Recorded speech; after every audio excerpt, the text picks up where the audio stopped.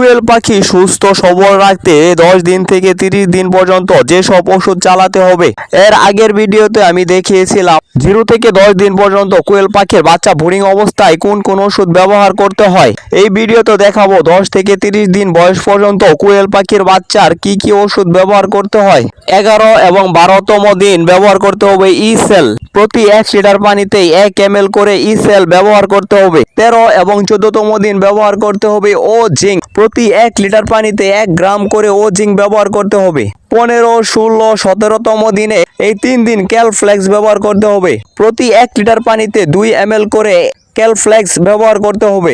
18, 19, 20তম দিনে রেনাসল AD3E ব্যবহার করতে হবে। 21 এবং 22তম দিনে সকালে থায়াবিন 1 লিটার পানিতে 1 মিলিগ্রাম থায়াবিন এবং রাতে ক্যালফ্লেক্স প্রতি 1 লিটার পানিতে 2 ml করে ব্যবহার করতে হবে। 23, 24, 25তম এই 3 দিন অ্যামাইনো বেড প্লাস ব্যবহার করতে হবে।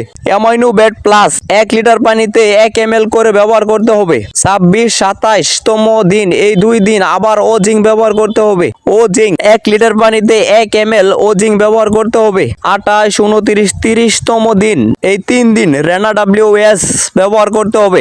1 লিটার পানিতে 1 মিলিগ্রাম রেনা WS ব্যবহার করতে হবে। আমি আমার কোয়েল পাখিগুলোকে ঠিক এভাবেই 10 থেকে 30 দিন পর্যন্ত ওষুধের কোর্সগুলো করে থাকি। ভালো ফলাফল পেয়েছি ইনশাল্লাহ। আপনি ব্যবহার করলেও ভালো ফলাফল পাবেন ইনশাল্লাহ।